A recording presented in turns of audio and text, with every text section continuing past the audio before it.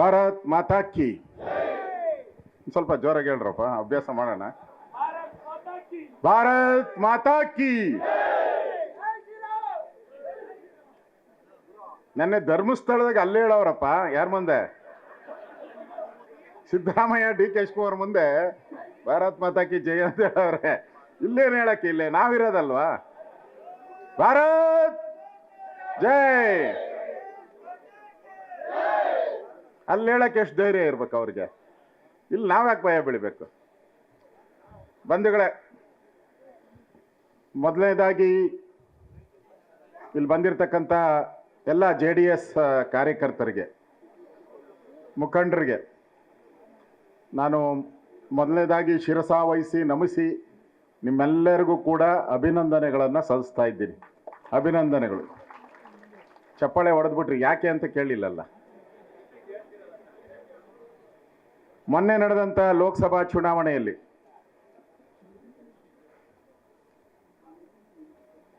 ಹೊಂದಾಣಿಕೆ ಆದಮೇಲೆ ಕೆಲವು ಕಡೆ ಸಂಪರ್ಕದ ಕೊರತೆ ಆಗಿತ್ತು. ಅಷ್ಟಿದ್ರೂ ಕೂಡ ಅದನ್ನು ಮನಸ್ಸಿಗೆ ಹಾಕ್ಕೊಂಡೆ. ಎಲ್ಲ ಕಡೆನೂ ಕೂಡ ಎಲ್ಲೆಲ್ಲಿ BJP ಸಭೆ ನಡೆಯುತ್ತೋ ಅಲ್ಲೆಲ್ಲ JDS ಕಾರ್ಯಕರ್ತರು ಇದ್ದೇ ಇರ್ತಾ ಇದ್ರು, ಶಾಲು ಹಾಕೊಂಡೇ ಇರ್ತಾ ಇದ್ರು JDS ಕಾರ್ಯಕರ್ತರು. ಶರವಣ ಹೇಳ್ತಾವ್ರೆ ಜಾಸ್ತಿ ನಾವೇ ಇರ್ತಾ ಇದ್ದೀರಿ ಅಂತ. ಆ ರೀತಿ ಒಂದು ರೀತಿ ಹಾಲು ಜೇನ ರೀತಿಯಲ್ಲಿ ಯಾವುದೇ ಭೇದ ಭಾವ ಇಲ್ಲದೆ ಒಂದು ಸಮನ್ವಯದಿಂದ, ಏನು ಕೇಂದ್ರದ ನಾಯಕರು ಹೇಳದೇ ಇದ್ರು ಕೂಡ ಮನಸ್ಫೂರ್ತಿಯಾಗಿ, ಅಂದ್ರೆ ಕೇಂದ್ರದವ್ರು ಹೇಳಬೇಕು, ಲೀಡರ್ ಹೇಳಬೇಕು ಅಂತ ಯಾರಿಗೂ ಗಮನಕ್ಕೆ ಬರಲಿಲ್ಲ. ಇಲ್ಲಪ್ಪ, ಇಂಥ ಕಷ್ಟ ಸಮಯದಲ್ಲಿ ನಾವೆಲ್ಲರೂ ಕೂಡ ದೇವೇಗೌಡರು ಏನು ಹೇಳಿದ್ದಾರೆ, ಈ ದೇಶದ ಪ್ರಧಾನಿ ಮತ್ತೊಮ್ಮೆ ನರೇಂದ್ರ ಮೋದಿ ಆಗಬೇಕು ಅಂತೇಳಿ ಪ್ರಾಮಾಣಿಕವಾಗಿ ಕೆಲಸ ಮಾಡಿದ್ದೀರಾ. ಅದಕ್ಕೆ ನಿಮಗೆ ಅಭಿನಂದನೆಗಳನ್ನು ಸಲ್ಲಿಸ್ತಾ ಇದ್ದೀನಿ. ಈಗ ಚಪ್ಪಾಳೆ ಹೊಡೀರಿ. ಬಂಧುಗಳೇ, ವೇದಿಕೆ ಮೇಲೆ ನಮ್ಮ ಕುಮಾರಣ್ಣವರು ಆಸೀನರಾಗಿದ್ದಾರೆ. JDSನ ರಾಜ್ಯದ ಅಧ್ಯಕ್ಷರು, ಮಾಜಿ ಮುಖ್ಯಮಂತ್ರಿಗಳು. ಅವರು ಸದಾ ಹೇಳ್ತಾ ಇರ್ತಾರೆ, ಈ ಪಾಪಿಗಳ ಜೊತೆ ನಾನು ಸರ್ಕಾರ ಮಾಡಿ ಕ್ಲರ್ಕ್ ಆಗಿದ್ದೆ. ನಾನು 1 ವರ್ಷ 14 ತಿಂಗಳು ಕ್ಲರ್ಕ್ ಆಗಿ ಕೆಲಸ ಮಾಡಿದ್ದೀನಿ, P1 ಆಗಿ ಕೆಲಸ ಮಾಡಿದ್ದೀನಿ. ಲೆಟರ್ಗಳು ತಂದು ಟೇಬಲ್ಗಳ ಮೇಲೆ ಎಸ್ಬಿಟ್ಟು ಹೋಗ್ತಾ ಇದ್ರು. ನಿಜವಾಗಿ ನಾನು ಮುಖ್ಯಮಂತ್ರಿ ಅಂತ ನನಗೆ ಒಳ್ಳೆ ಹೆಸರು ಬಂದರೆ ಅದು BJP ಸರ್ಕಾರದಲ್ಲಿ ಅಂತೇಳಿ ಕುಮಾರಣ್ಣವರು ಹಲವು ಬಾರಿ ಹೇಳಿದಾರ. ಕುಮಾರಣ್ಣನ ಗ್ರಾಮ ವಾಸ್ತವ್ಯ ಅವಾಗೆ ಕುಮಾರಣ್ಣವರು ಇಡೀ ರಾಜ್ಯಕ್ಕೆ ಪರಿಚಯ ಆಗಿ ಒಳ್ಳೆಯ ಮುಖ್ಯಮಂತ್ರಿ ಅಂತ ಹೆಸರು ಮಾಡಿದ್ದು ಆಗ್ಲೇ. ಇಲ್ಲೋಗಿ ವಿಧಾನಸಭೆಯಲ್ಲಿ ಕೈ ಎತ್ತಿದ್ರಲ್ಲ, ಏನೋ ಜೋಡೆತ್ತು ಅಂತ. ಎಲ್ಲಿಗೆ ಹಾಕಿದ್ರು ಗೊತ್ತಾಯ್ತಲ್ಲ. ಈಗ ಕೆಲಸ ಆಗ್ಬೇಕಾದ್ರೆ ಕೈ ಎತ್ತು, ಕೆಲಸ ಆದ ತಕ್ಷಣ ಚೂರಿ ಹಾಕು. ಇದು ಕಾಂಗ್ರೆಸ್ ಅವರ ಸಂಸ್ಕೃತಿ. ಅದನ್ನ ಅರ್ಥ ಮಾಡ್ಕೋಬೇಕು ನಾವು. ವೇದಿಕೆ ಮೇಲೆ ನಮ್ಮ ಅಶ್ವಥ್ ನಾರಾಯಣ ಅವರಿದ್ದಾರೆ, ನಮ್ಮ BJPಯ ಹಿರಿಯ ಮುಖಂಡರು ಮತ್ತು ಮಾಜಿ ಉಪಮುಖ್ಯಮಂತ್ರಿಗಳಾಗಿ ಕೆಲಸ ಮಾಡಿದ್ದಾರೆ. ಅದೇ ರೀತಿ ನಮ್ಮ ಗೋಪಾಲಣ್ಣ ಅವರು ನನ್ನ ಆತ್ಮೀಯ ಸ್ನೇಹಿತರು, ಮಾಜಿ ಮಂತ್ರಿಗಳಾಗಿ ಕೆಲಸ ಮಾಡಿದ್ದಾರೆ. ನಮ್ಮ ಮುನಿರತ್ನ ಅವರು ಕೂಡ ಈಗ ಒಳ್ಳೆ ಡೈಲಾಗ್ ಹೊಡೆದಿದ್ದಾರೆ, ಕುರುಕ್ಷೇತ್ರದ ಡೈಲಾಗ್, ಒಳ್ಳೆ ಡೈಲಾಗು ಕೂಡ ಹೊಡೆದಿದ್ದಾರೆ. ಸೊ ನಿಖಿಲ್ ಕುಮಾರಸ್ವಾಮಿ ಅವರು ಕೂಡ ಯುವ ಜನತಾ ದಳದ ಅಧ್ಯಕ್ಷರು. ಅದೇ ರೀತಿ ನಮ್ಮ ಮಾಜಿ ಮಂತ್ರಿಗಳಾದಂಥ ಯೋಗೇಶ್ವರ್ ಅವರು ಕೂಡ ಬಂದಿದ್ದಾರೆ. ಜವರಾಯಿ ಗೌಡ್ರಿದ್ದಾರೆ, ಶರವಣ ಇದ್ದಾರೆ, ಆದೇವೇಗೌಡರು ನಮ್ಮ ಅಭ್ಯರ್ಥಿ, ರಮೇಶ್ ಗೌಡ ನಮ್ಮ ಅಧ್ಯಕ್ಷರು. ಅದೇ ರೀತಿ ಭಾಳಷ್ಟು ಮಹಿಳಾ, ಶ್ರೀಮತಿ ಲಕ್ಷ್ಮಿ ಅವರು, ಶ್ರೀಮತಿ ಶೈಲಜಾ ಅವರು, ಮಂಜುನಾಥ್ ಅವರು, ನಿಸರ್ಗ ನಾರಾಯಣ ಸ್ವಾಮಿ ಅವರು, ಪ್ರಕಾಶ್ ಅವರು, ಗಂಗಾಧರ ಮೂರ್ತಿ, ಈ ಥರ ಹಲವಾರು ಗಣ್ಯರು ವೇದಿಕೆ ಮೇಲೆ ಇದ್ದಾರೆ. ಅವರೆಲ್ಲರಿಗೂ ನನ್ನ ನಮಸ್ಕಾರಗಳನ್ನು ತಿಳಿಸ್ತಾ ಇದ್ದೀನಿ. ಬಂಧುಗಳೇ, ಇದು ಈಗ ನಾವು ಹೊಂದಾಣಿಕೆ ಆಗಿದ್ರು ಕೂಡ ಮೂಲತಃ ನಾವೆಲ್ಲ ಮೊದಲು ಜನತಾ ಪಾರ್ಟಿಯಲ್ಲಿ ಒಟ್ಟಿಗೆ ಇದ್ರಿ. ನಾವೆಲ್ಲ ಜನತಾ ಪಾರ್ಟಿ ಇದ್ದಾಗ ಒಟ್ಟಿಗೆ ಇದ್ರಿ. ಕಾಂಗ್ರೆಸ್ಸಿನ ದುರಾಡಳಿತ ಎಮರ್ಜೆನ್ಸಿ ತಂದು ಪತ್ರಿಕೆಯವ್ರನ್ನೆಲ್ಲ ಜೈಲಿಗೆ ಹಾಕಿ, ವಿರೋಧ ಪಕ್ಷದವ್ರನ್ನೆಲ್ಲ ಜೈಲಿಗೆ ಹಾಕಿದಾಗೂ ಕೂಡ ನಾವು ಕೂಡ ಅವತ್ತು ಜನಸಂಘ ಮತ್ತು ದೇವೇಗೌಡರು ಕೂಡ ಜೈಲಲ್ಲಿ ಹೋಗಿ ಇದ್ದು ಬಂದಂಥವ್ರು. ಅಂದರೆ ಕಾಂಗ್ರೆಸ್ಸಿನ ವಿರುದ್ಧವಾದಂಥ ಒಂದು ರಕ್ತಗತವಾಗಿ ನಮ್ಮ ಮೈಯಲ್ಲಿ ಬಂದ್ಬಿಟ್ಟಿದೆ. ಕಾಂಗ್ರೆಸ್ಸಿನ ವಿರುದ್ಧವಾದಂಥ ಒಂದು ಹೋರಾಟವನ್ನು ನಾವು ಮಾಡಿದ್ದೀರಿ. ಮೊದಲಿಂದನೂ ಕೂಡ ಜನತಾ ಪಕ್ಷದಲ್ಲಿ ಈಗ ಮತ್ತೆ ಆ ಒಂದು ಅವಕಾಶ ಇವಾಗ ಹೊಂದಾಣಿಕೆ ಆಗಿರೋವಂಥದ್ದು ಅದೇ ಮಾದರಿ ಅಂತ ತಿಳ್ಕೊಳ್ಳಿ. ಸ್ವಲ್ಪ ಏನಾನ ಮನಸ್ಸು ಮಾಡಿದರೆ ಯೋಚನೆ ಮಾಡಿರಿ. ಸ್ವಲ್ಪ ಒಂದು ವರ್ಷದ ಹಿಂದೆ ಏನಾದರೂ ಮನಸ್ಸಾಗಿದ್ರೆ ಈ ದರಿದ್ರ ಸರ್ಕಾರ ಇವತ್ತು ಬರ್ತಾನೆ ಇರಲಿಲ್ಲ. ಗ್ಯಾರಂಟಿನ ಬರ್ತಾ ಇತ್ತ ಇವರು ಹೆಜ್ಜೆನೇ ಇಕ್ತಾ ಇರಲ್ಲ. ಇವರು ಒಂದು ವರ್ಷದಿಂದ ಏನಾನ ಈ ಥರದ ಹೊಂದಾಣಿಕೆ ಆಗಿದ್ರೆ ಈ ದರಿದ್ರ ಸರ್ಕಾರ, ಈ ಲೂಟಿಕೋರರ ಸರ್ಕಾರ ಬರ್ತಾನೆ ಇರಲಿಲ್ಲ. ಬಿಡಿ, ಆಗಿದ್ದಾಗೋಯ್ತು. ಇನ್ನು ಮುಂದೆ ಆದರೂ ಏನು ಮಾಡಬೇಕು ಅಂತ ಯೋಚನೆ ಮಾಡೋಣ. ಈಗ ಆ ದೇವೇಗೌಡರನ್ನ ಗೆಲ್ಲಿಸಿದ್ರೆ ಮತ್ತೆ ನಮ್ಮ ದೇವೇಗೌಡರಿಗೆ ಕಿರೀಟ ಬರ್ತೈತೆ. ಎಲ್ಲಿ ನಮ್ಮ ದೇವೇಗೌಡರಿಗೆ ಕಿರೀಟ ಬರ್ತೈತೆ. ಅದನ್ನೇ ನಮ್ಮ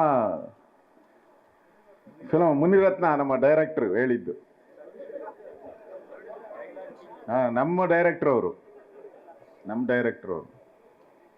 ನನಗೂ ಗೊತ್ತಿರಲಿಲ್ಲ ಅವರ ಕ್ಯಾಂಡಿಡೇಟ್, ಕಾಂಗ್ರೆಸ್ ಕ್ಯಾಂಡಿಡೇಟು. ನಾನು ನಮ್ಮವರೇ ಹಂಗ ಇಲ್ಲಿ ಅಂತ ತಿಳ್ಕೊಂಡಿದ್ದೆ.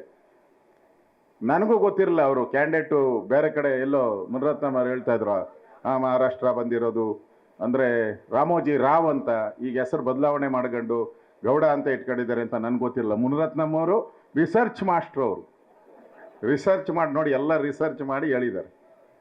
ಜನಕ್ಕೂ ಗೊತ್ತಾಗ್ಲಿ ಅಂತ ಹೇಳಿದಾರ. ನೋಡಿ ಮುನಿರತ್ನಮ್ಮ ಎಷ್ಟು ಬುದ್ಧಿವಂತರಿದ್ದಾರೆ ನೋಡಿ. ಅದರಿಂದ ಆ ದೇವೇಗೌಡ ನಮ್ಮ ಒಳ್ಳೆಯ ಅಭ್ಯರ್ಥಿ, ಸರಳ ಸ್ವಭಾವದವರು. ಒಕ್ಕಲಿಗರ ಸಂಘದಲ್ಲಿ ಡೈರೆಕ್ಟರ್ ಆಗಿ, ಸೆಕ್ರೆಟರಿ ಆಗಿ ಕೆಲಸ ಮಾಡಿದ್ದಾರೆ, ಪರಿಚಯ ಇದೆ. ಅವ್ರನ್ನ ನಾವು ಗೆಲ್ಲಿಸ್ಬೇಕು. ನಾವಿಲ್ಲಿ ಸಾವಿರಾರು ಜನ ಬಂದಿದ್ದೀರಿ, ಸುಮಾರು ಒಂದು 2,000 ಜನ ಇಲ್ಲಿದ್ದೀರಿ ಅಂತ ಇಟ್ಕೊಳ್ಳಿ. ನಾವು ಇಲ್ಲಿ ಭಾಷಣ ಕೇಳ್ತೀರಿ. ಕುಮಾರಣ್ಣ ಭಾಷಣ ಮಾಡಿದ್ರು, ನಾನು, ಅಶ್ವಥ್ ನಾರಾಯಣ್ ಎಲ್ಲ ಭಾಷಣ ಆಯ್ತು ಕೇಳಿ ಹಿಂಗೆ ಟವಲ್ ಒದರ್ಬಿಟ್ಟು ಹಿಂಗೆ ಮನೆ ಕಡೆ ಹೋದ್ರೆ ಏನೂ ಆಗಲ್ಲ. ಅವತ್ತು ವೋಟಿಂಗ್ ದಿನ 4ನೇ ತಾರೀಕಲ್ಲನಪ್ಪ, 3ನೇ ತಾರೀಕು ವೋಟಿಂಗ್ ದಿನ ನಮ್ಮ ಕಾರಲ್ಲಿ ನಮ್ಮ ಜೊತೆ ಇನ್ನು 3 ಜನನ ಕೂತಿರ್ಸ್ಕೊಂಬರ್ಬೇಕು ನಮ್ಮ ಕಾರಲ್ಲಿ. ಮೋಟ್ರ್ ಬೈಕಲ್ಲಿ ಬಂದರೆ ನಮ್ಮ ಜೊತೆ ಹಿಂದೆ ಒಬ್ಬರು ಪರ್ಮನೆಂಟಾಗಿ. ಎಲ್ಲಿಗೆ ನಾವು ಅವತ್ತು ನಾವು ಪರ್ಮನೆಂಟಾಗಿ ಒಂದು ವೋಟ್ ಹಾಕ್ಸ್ತೀರಿ. ನಾವಿರೋರು ನಾವು ಹಾಕ್ತೀರಿ. ಇಲ್ಲ ಅಂದರೆ ನನ್ನ ಕಾರಲ್ಲಿ 4 ಜನನ ಇಲ್ದಿದ್ದು ನನ್ನ ಕಾರೇ ಹೊರಡಲ್ಲ ಅಂತ ತೀರ್ಮಾನ ಮಾಡಿ, ಈ 2,000 ಜನ ತೀರ್ಮಾನ ಮಾಡಿದ್ರು 10,000 ಜನ ಹೊಡ್ತದೆ. ಅವಾಗ ಕುಮಾರಣ್ಣವರು ಸಭೆ ಕರೆದಿದ್ದಕ್ಕೂ ಸಾರ್ಥಕ ಆಗ್ತೈತೆ, ನಾವು ಭಾಷಣ ಮಾಡಿದ್ದಕ್ಕೂ ಸಾರ್ಥಕ ಆಗ್ತೈತೆ, ದೇವೇಗೌಡರು ಈ ದೇಶದ ಪ್ರಧಾನಿ ನರೇಂದ್ರ ಮೋದಿ ಆಗಬೇಕು ಅಂದಿದ್ದಕ್ಕೂ ಸಾರ್ಥಕ ಆಗ್ತೈತೆ. ಇಲ್ಲ ಅಂದರೆ ಚಪ್ಪಾಳೆ ಹೊಡೆದು ಹೋಗೋದು ಬಿಟ್ಟರೆ ಏನೂ ಇರಲ್ಲ. ಮನಸ್ಸು ಯೋಚನೆ ಮಾಡಿ. ನಾನೇನು ಸಮಯ ಜಾಸ್ತಿ ಕೇಳಲ್ಲ ನಿಮ್ಮನ್ನು. ಓಡಾಡ್ರಿ, ಮನೆ ಮನೆ ಪಾದಯಾತ್ರೆ ಮಾಡಿರಿ, ಕೈ ಮುಗಿರಿ, ಬಿಸಿಲ ಏನೂ ಇಲ್ಲ. ನೀವು ಬರೋ ದಿನ ನಿಮ್ಗೆ ಲಿಸ್ಟ್ ಕೊಟ್ಟಿದ್ದಾರೆ, ರಮೇಶ್ ಗೌಡ ಎಲ್ಲರಿಗೂ ಲಿಸ್ಟ್ ಕೊಟ್ಟಿದ್ದಾರೆ. ತಗೊಂಡೋಗಿ ನಿಮ್ಮ ಏರಿಯಾದಲ್ಲಿ ಯಾರಿದ್ದಾರೆ, ನಿಮ್ಮ ಮನೆ ಪಕ್ಕ ಯಾರಿದ್ದಾರೆ, ಎದುರುಗಡೆ ಮನೆ ಯಾರಿದ್ದಾರೆ, ಹಿಂದೆ ಮನೆಯಲ್ಲಿ ಇಷ್ಟೇ.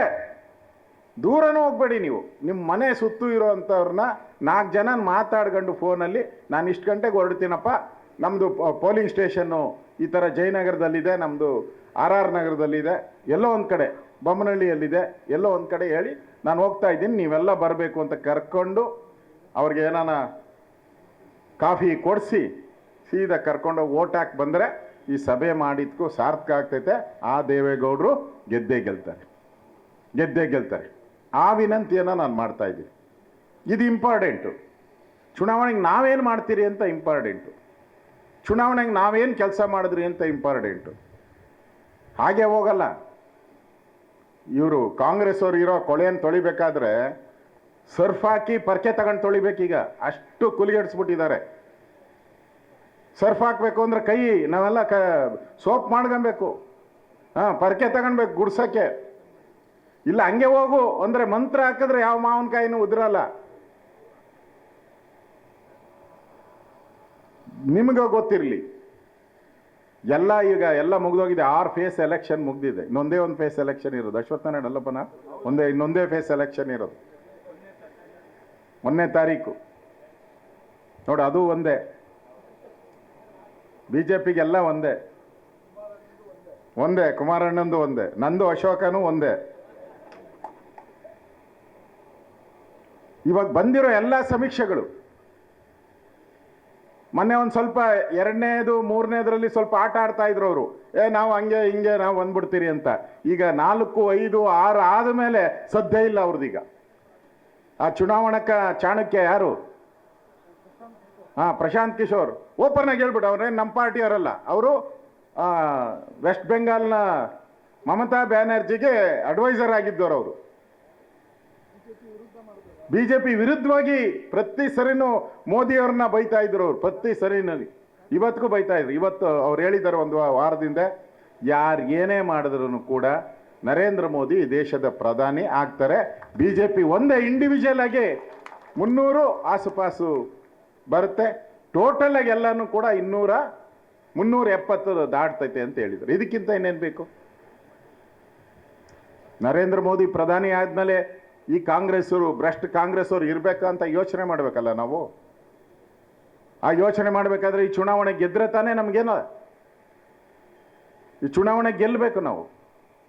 ಕರ್ನಾಟಕದಲ್ಲಿರುವಂಥ ಈ ಕಾಂಗ್ರೆಸ್, ಲೂಟಿಕೋರರ ಕಾಂಗ್ರೆಸ್ ಏನಿದೆ ನೋಡಿ, ಹೇಳ್ತಾ ಇದ್ದೀನಿ, ಸಿದ್ದರಾಮಯ್ಯನವ್ರು ಹೇಳಿದ್ದಾರೆ, ಅಶೋಕ್ ಅವನಿಗೆ ಲೆಕ್ಕನೇ ಗೊತ್ತಿಲ್ಲ ಅಂತ. ಬಡ್ಜೆಟೇ ಗೊತ್ತಿಲ್ಲ, ನಾನು 15 ಬಡ್ಜೆಟ್ ಮಾಡಿದ್ದೀನಿ ಅಂತ. ಅಣ್ಣ ಅದೇನು ಹೇಳ್ತಾರಲ್ಲ, ಇದಕ್ಕೆ ಕನ್ನಡಿ ಬೇಕಾ ಅಂತ.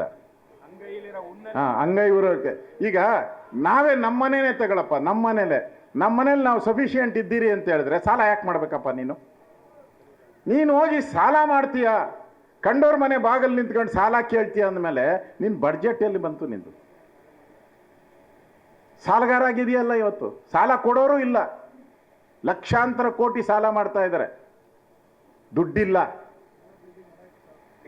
BDA ಕಾಂಪ್ಲೆಕ್ಸ್ಗಳಿದ್ವು, ಸುಮಾರು 3,000 ಕೋಟಿ ಬೆಲೆ ಬಾಳ್ತಾ ಇದೆ BDA ಕಾಂಪ್ಲೆಕ್ಸ್ಗಳು ಬೆಂಗಳೂರಲ್ಲಿರೋದು. ಯಾರೋ ಪುಣ್ಯಾತ್ಮರು ಲಕ್ಷ್ಮಣರಾವ್ ಅಂತವರೆಲ್ಲ ಹಿಂದೆ ಅದನ್ನು ಕಾಪಾಡಿಕೊಂಡು ಅದನ್ನು ಕಾಂಪ್ಲೆಕ್ಸ್ಗಳು ಮಾಡಿ ಜನಗಳಿಗೆ ಸಹಾಯ ಮಾಡಿದ್ರು. ಅದನ್ನ ಇವತ್ತು ಮಾರಾಟಕ್ಕೆ ಇಕ್ಕಿದ್ದಾರೆ, ಮಾರಾಟಕ್ಕೆ ಹೊರಟು ಬಿಟ್ಟಿದ್ದಾರೆ. ಅದನ್ನೆಲ್ಲ ಯಾರೋ ಪುಣ್ಯಾತ್ಮ ಇವರೆಲ್ಲ ಮಾಡಿದ್ದು.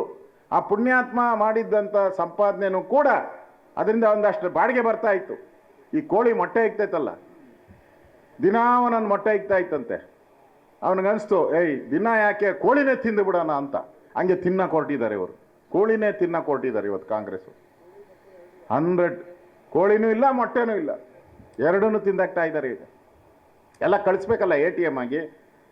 ಅಲ್ಲಿ ಬೇರೆ ಗತಿ ಇಲ್ಲ ಇವ್ರಿಗೆ. ಡೆಲ್ಲಿಯಲ್ಲಿರೋ ಅಂಥ ಕಾಂಗ್ರೆಸ್ ನಾಯಕರಿಗೆ ಇವರೇ ಗತಿ. ಈಗ ಇಲ್ಲಿಂದ ದುಡ್ಡು ಹೊಡಿಬೇಕು, ಅಲ್ಲಿ ಕಳಿಸ್ಬೇಕು. ಗೊತ್ತಲ್ಲ ಮೋದಿಯವರು ಎಷ್ಟು ಸಾವಿರಾರು ಕೋಟಿ ಹಿಡಿದಿದ್ದಾರೆ, ಸಾವಿರಾರು ಕೋಟಿ ದುಡ್ಡು ಸೀಸ್ ಆಗಿರೋದು. ಹೈಯೆಸ್ಟ್ ದುಡ್ಡು ಇತಿಹಾಸದ ಯಾವುದೇ ಎಲೆಕ್ಷನಲ್ಲಿ ಅಷ್ಟು ಸೀಸ್ ಆಗಿಲ್ಲ, ಅಷ್ಟು ಸೀಸ್ ಆಗಿದೆ. ಎಲ್ಲ ಕಾಂಗ್ರೆಸ್ ಅವ್ರ ಮನೆಯಲ್ಲೇ ಸಿಕ್ಕಿರೋದು.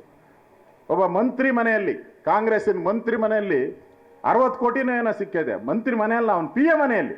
ಅವನ ಮನೆಯಲ್ಲಿ ಎಷ್ಟು ಸಿಕ್ಕಿದೆ ಗೊತ್ತಿಲ್ಲ, PA ಮನೆಯಲ್ಲಿ ಸಿಕ್ಕಿದೆ. ಅಂದರೆ ಇಲ್ಲಿ ಲೆಕ್ಕ ಹಾಕೊಳ್ಳಿ, ಇಲ್ಲಿ ನಮ್ಮ ಕಾಂಗ್ರೆಸ್ ಅವ್ರ ಮನೆಗಳಲ್ಲಿ ಎಷ್ಟೆಷ್ಟು ಇರಬೇಕು ಅಂತ ಲೆಕ್ಕ ಹಾಕೊಳ್ಳಿ. ಅದರಿಂದ ಈ ಕಾಂಗ್ರೆಸ್ ಸರ್ಕಾರ ಬಂದು ಈ ಕರ್ನಾಟಕದ ಒಂದು ಚರಿತ್ರೆ ಇತ್ತು. ನಾನು ರೆವಿನ್ಯೂ ಮಿನಿಸ್ಟರ್ ಆಗಿದ್ದೆ. ನಾನು ಇಡೀ ದೇಶದಲ್ಲಿ GDP ಅಂತ ಇರ್ತೈತೆ ಒಂದೊಂದು ರಾಜ್ಯಕ್ಕೆ. ಅಂದರೆ GDP, ಒಳ್ಳೆ GDP ಇದ್ದರೆ ಆ ರಾಜ್ಯ ಸುಭಿಕ್ಷವಾದಂಥದ್ದು ಅಂತೇಳಿ. ವಿಜಯನಗರ ಸಾಮ್ರಾಜ್ಯ ಇರ್ತೈತಲ್ಲ, ದೇಶದಲ್ಲಿ ಬೇರೆ ಬೇರೆ ಸಾಮ್ರಾಜ್ಯನೂ ಇತ್ತು. ವಿಜಯನಗರ ಸಾಮ್ರಾಜ್ಯ ಅಂದರೆ ತುಂಬಿ ತುಳಿತಾ ಇತ್ತು, ಚಿನ್ನ ರತ್ನ ಎಲ್ಲ ಅಳೆದು ಮಾರ್ತಾ ಇದ್ರು ಅಂತೇಳಿ. ನಮ್ಮ ರಾಜ್ಯನೂ ಕೂಡ, ನಮ್ಮ ರಾಜ್ಯ ಮಹಾರಾಷ್ಟ್ರ, ಇದು ತಮಿಳ್ನಾಡು, ಇವೆಲ್ಲನೂ ಕೂಡ ಡೆಲ್ಲಿ, ನಾವು GDPಗಿಂತ ಜಾಸ್ತಿ ಇದ್ದೀರಿ ನಾವು. ಅಂದರೆ ನಮ್ಮದು ದೇಶದ GDP ಇದೆಯಲ್ಲ, ಅದಕ್ಕಿಂತ ನಾವು ಮೇಲೆ ಇದ್ರಿ. ದೇಶದ ಆದಾಯಕ್ಕಿಂತ ನಮ್ಮದು GDP ಜಾಸ್ತಿ ಇತ್ತು. ಮೊದಲನೇ ಬಾರಿ ಕರ್ನಾಟಕದ ಇತಿಹಾಸದಲ್ಲಿ, ಮೊದಲನೇ ಬಾರಿ ಕಳೆದ 50 ವರ್ಷದಲ್ಲಿ ನಮ್ಮ GDP ಮೈನಸ್ ಔಟ್ ಇದೆ. ಕರ್ನಾಟಕದ್ದು ಮೈನಸ್ ಔಟ್ ಇದಿರಿ. ಮುಂದಿನ ವರ್ಷನೂ ಮೈನಸ್ಸೇ. ಮುಂದಿನ ವರ್ಷನೂ 1 ಲಕ್ಷ ಕೋಟಿ ಸಾಲ ಮಾಡಬೇಕು ನಾವು. ಈ ಸ್ಥಿತಿಗೆ ಸಿದ್ದರಾಮಯ್ಯನವರು ನಮ್ಮನ್ನು ತಂದಿದ್ದಾರೆ. ಇವತ್ತು ಒಬ್ಬೊಬ್ಬರು ಮನುಷ್ಯದ ಮೇಲೇನೂ ಸುಮಾರು 97-98 ಸಾವಿರ ನೀವು ಸಾಲ ಮಾಡಿಲ್ಲ, ಆದರೆ ನಿಮ್ಮ ಮೇಲೆ ಎಲ್ಲರ ಮೇಲೆ ಸಾಲ ಇದೆ. ಇವತ್ತು ನಮ್ಮ ಕರ್ನಾಟಕದ ಎಲ್ಲ 7 ಕೋಟಿ ಜನ ಇದ್ದಾರಲ್ಲ, ಎಲ್ಲರ ತಲೆ ಮೇಲೂ ಸಾಲ ಎಳೆದಿದೆ ಸಿದ್ದರಾಮಯ್ಯ.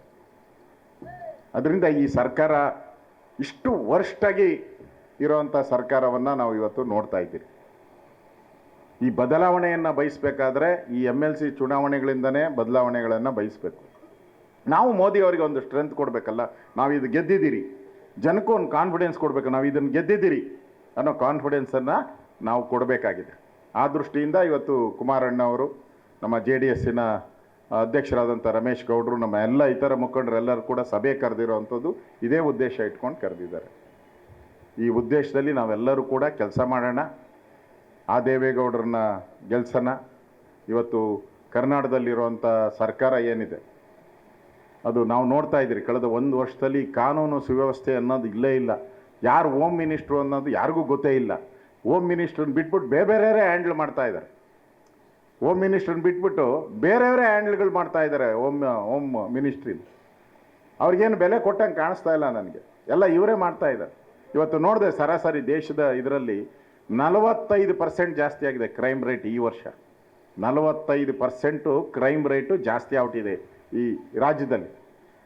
ಕೇಳೋರಿಲ್ಲ ಯಾರು. ಹೆಣ್ಣುಮಕ್ಕಳು ಶಾಲೆಗೆ ಹೋದರೆ ಗ್ಯಾರಂಟಿ ಇಲ್ಲ ಮನೆಗೆ, ಹೆಣ್ಣುಮಕ್ಕಳು ಉದ್ಯೋಗಕ್ಕೆ ಹೋದರೆ ಕೇಳಂಗಿಲ್ಲ ಮನೆಯಲ್ಲಿ, ಕೊಲೆ. ಇವತ್ತು ಲೂಟಿ ದೊಂಬಿ ನೋಡ್ತಾ ಇದ್ದೀರಾ, ಇದರಲ್ಲೆಲ್ಲ ಲೂಟಿ ಆಗ್ತಾ ಇರೋದು. ಪೊಲೀಸ್ ಸ್ಟೇಷನ್ ನುಗ್ಗಿ ಹೊಡಿತಾರೆ, ರೇವ್ ಪಾರ್ಟಿಗಳು. ಮೊನ್ನೆ RRನಾಗ ಒಂದು ಪೊಲೀಸ್ ಸ್ಟೇಷನ್ನಲ್ಲಿ ಹೋಗಿ ಸಬ್ ಇನ್ಸ್ಪೆಕ್ಟ್ರು ಹೆಣ್ಣುಮಗಳನ್ನ ಪೊಲೀಸ್ ಸ್ಟೇಷನ್ನಲ್ಲೇ ಹೊಡೆದಾಕ್ಬಿಟ್ಟವ್ರು ಹೋಗಿ. ಇನ್ನೂ ಕೇಸೇ ಮಾಡಿಲ್ಲ, ಕೇಸೇ ಆಗಿಲ್ಲ.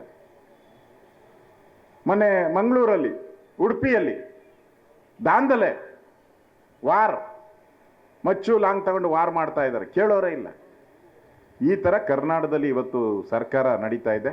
ಇದಕ್ಕೆಲ್ಲ ಒಂದೇ ಒಂದು ಮಂತ್ರ, ನಾವು ಮುಂದೆ ಬರ್ತಕ್ಕಂಥ ಚುನಾವಣೆಗಳು ಏನಿದೆ, ಈ ವಿಧಾನ ಪರಿಷತ್ ಚುನಾವಣೆ, ಅದರಲ್ಲಿ ನಾವು ನಮ್ಮ ಅಭ್ಯರ್ಥಿಯನ್ನು ಗೆಲ್ಲಿಸುವಂಥ ಕೆಲಸವನ್ನು ನಾವೆಲ್ಲರೂ ಕೂಡ ಪ್ರಾಮಾಣಿಕವಾಗಿ ನಾವು ಮಾಡೋಣ.